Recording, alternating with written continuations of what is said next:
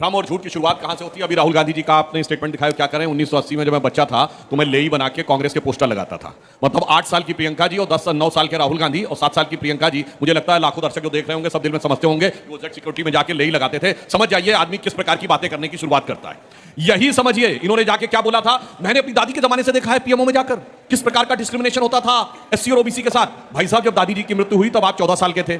अब ये 11, 12, 13 साल की उम्र में आप पीएमओ में जाते कैसे थे? वो अधिकारी आपको दिखाते कैसे थे?